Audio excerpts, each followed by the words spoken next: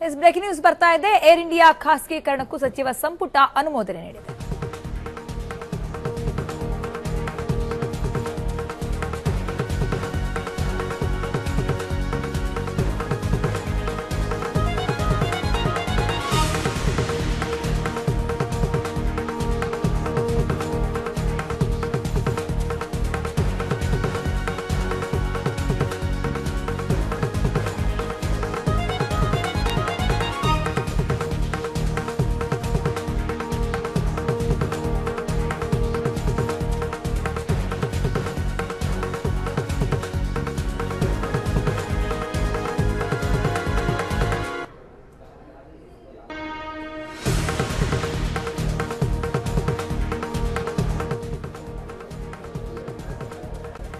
ಖಾಸಗೀಕರಣಕ್ಕೂ ಸಚಿವ ಸಂಪುಟ ಅನುಮೋದನೆ ನೀಡಿದೆ. ಹಂತ ಹಂತವಾಗಿ ಏರ್ ಇಂಡಿಯಾದ ಬಂಡವಾಳ ವಾಪಸ್ ಪಡೆಯುವುದಕ್ಕೆ ನಿರ್ಧಾರ ಮಾಡಿದೆ. 100% ಬಂಡವಾಳ ವಾಪಸ್ ಪಡೆಯುವುದಕ್ಕೆ ಕೇಂದ್ರ ಚಿಂತನೆ ನಡೆಸಿದೆ. 7ನೇ ವೇತನ ಆಯೋಗದ ಶಿಫಾರಸಿಗೆ ಕೇಂದ್ರ ಸಂಪುಟ ಒಪ್ಪಿಗೆಯನ್ನು ನೀಡಿದೆ. ಕೇಂದ್ರ ಸರ್ಕಾರಿ ನೌಕರರ ವೇತನ ಹೆಚ್ಚಳಕ್ಕೂ ಕೂಡ ಅನುಮೋದನೆ ನೀಡಲಾಗುತ್ತಿದೆ. ಗೃಹ ಭತ್ಯೆ, ತುಟ್ಟಿ ಭತ್ಯೆ ಹೆಚ್ಚಳಕ್ಕೆ ಸಂಪುಟ ಗ್ರೀನ್ ಸಿಗ್ನಲ್ ನೀಡಿದೆ.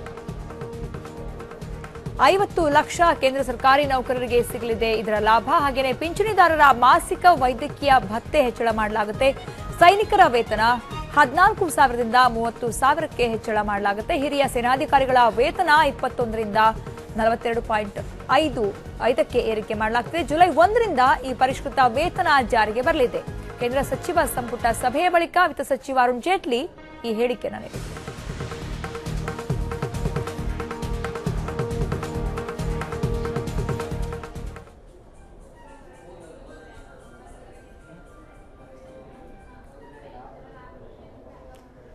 ಬನ್ನಿ ಕುರಿತಂತೆ ಇನ್ನಷ್ಟು ಮಾಹಿತಿ ಕೊಡ್ತಾರೆ ನಮ್ಮ ಪ್ರತಿನಿಧಿ ಜ್ಯೋತಿ. ನೇರ ಸಂಪರ್ಕದಲ್ಲಿದ್ದಾರೆ. ಜ್ಯೋತಿ, ಏನು ಕೇಂದ್ರ ಸಚಿವ ಸಂಪುಟ ಸಭೆಯ ಬಳಿಕ ವಿತ್ತ ಸಚಿವರು ಯಾವೆಲ್ಲ ವಿಚಾರಗಳ ಕುರಿತಂತೆ ಅಂದ್ರೆ ಘೋಷಣೆ ಮಾಡಿದ್ರು, ಏನೆಲ್ಲ ಅನುಮೋದನೆಗಳಿಗೆ ಈಗ ಎಸ್ ಅಂತ ಹೇಳಲಾಗಿದೆ? ಸಬಿತಾ, ಪ್ರಮುಖವಾಗಿ 2 ಶಿಫಾರಸನ್ನ ಮಾಡಲಾಗಿದೆ.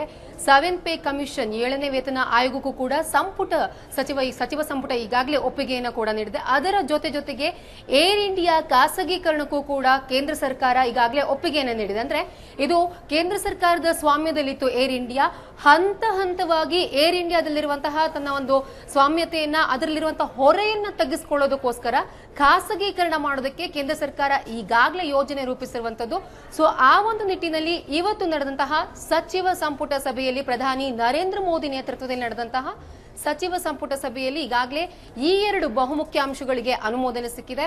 ಸೊ ಏರ್ ಇಂಡಿಯಾ ಕಳೆದ 3 ವರ್ಷಗಳಿಂದ ಸುಮಾರು 6,000 ಕೋಟಿ ರೂಪಾಯಿ ನಷ್ಟವನ್ನ ಅನುಭವಿಸಿತ್ತು. ಸೊ ಆ ಒಂದು ನಷ್ಟದ ಹೊರೆಯನ್ನ ತಗ್ಗಿಸೋದಕ್ಕೋಸ್ಕರ ಕೇಂದ್ರ ಸರ್ಕಾರ ಒಂದು ಬೇರೆ ರೀತಿಯ ತಂತ್ರಕ್ಕೆ ಮೊರೆ ಹೋಗಿದೆ. ಸೊ ಫಸ್ಟ್ ಏನಂತ ಹೇಳಿದ್ರೆ, ತಾನು ಒಂದು 50% ಇನ್ವೆಸ್ಟ್ ಮಾಡಿ ಖಾಸಗೀಕರಣ 50%, ಹಾಗೇನೆ ತನ್ನ ಒಂದು ಬಂಡವಾಳವನ್ನ ಕಡಿಮೆ ಮಾಡ್ಕೊಂತ ಅದರ ಪರ್ಸೆಂಟೇಜ್ ನ ಕಡಿಮೆ ಮಾಡ್ಕೊಂತ 30-20 ಹಾಗೇನೆ ಟೋಟಲಿ ಅದನ್ನ ಖಾಸಗೀಕರಣ ಮಾಡಬೇಕು ಅನ್ನೋ ಚಿಂತನೆಯಲ್ಲಿ ಕೇಂದ್ರ ಸರ್ಕಾರ ಇದೆ. ಸೊ ಈಗಾಗಲೇ ಟಾಟಾ ಕಂಪನಿ ಸೇರಿದಂತೆ ಹಲವಾರು ಕಂಪನಿಗಳು ಕೂಡ ಏರ್ ಇಂಡಿಯಾವನ್ನ ಸ್ವಾಮ್ಯವನ್ನ ಖರೀದಿಸಕ್ಕೂ ಕೂಡ ಸಿದ್ಧರಾಗಿದ್ದಾರೆ ಸಬಿತಾ.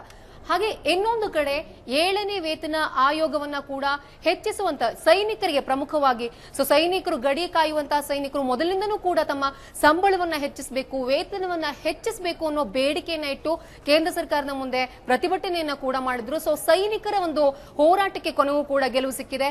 ಈಗಾಗಲೇ ಅವರಿಗೆ ಸಂಬಂಧಪಟ್ಟಂತೆ ಸೈನಿಕರ ವೇತನ 14,000ರಿಂದ 30,000ಕ್ಕೆ ಹೆಚ್ಚಳವಾಗಿದೆ. ಹಾಗೆ ಹಿರಿಯ ಸೇನಾಧಿಕಾರಿಗಳ ಒಂದು ವೇತನ 21,000ರಿಂದ 42,000. ಹಾಗೆ ಇನ್ನೊಂದು ಕಡೆ ಸಿಯಾಚಿನ್ ಏನು ಹೈಯೆಸ್ಟ್ ಲೆವೆಲ್ ಇರುತ್ತೆ, ಅಲ್ಲಿ ಯಾರು ಸೇನೆಯನ್ನ ಕಾರ್ಯವನ್ನು ನಿರ್ವಹಿಸ್ತಾರೆ ಅವರಿಗೆ 31,000ರಿಂದ 42,000ವರೆಗೆ ವೇತನವನ್ನ ಹೆಚ್ಚಳ ಮಾಡೋದಕ್ಕೆ ಕೇಂದ್ರ ಸರ್ಕಾರ ಈಗಾಗಲೇ ಅನುಮೋದನೆಯನ್ನ ಕೊಟ್ಟಿದೆ. ಹಾಗೇನೆ 1,000 ರೂಪಾಯಿ ಮೆಡಿಕಲ್ ಅಲವೆನ್ಸಸ್ ಏನಿದೆ, 500 ರೂಪಾಯಿ ಇತ್ತು ಮೊದಲೇ ಪಿಂಚಣಿದಾರರಿಗೆ, ಈಗ ಅದನ್ನ 1,000ಕ್ಕೆ ಏರಿಕೆ ಮಾಡಿದೆ.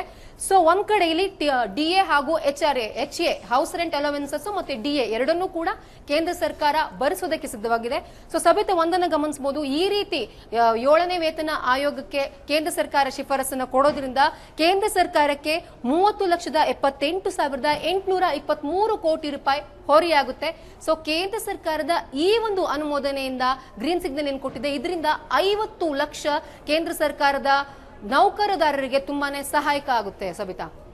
ಓಕೆ, ಧನ್ಯವಾದ ಜ್ಯೋತಿ ನಿಮ್ಮೆಲ್ಲ ಮಾಹಿತಿಗಾಗಿ.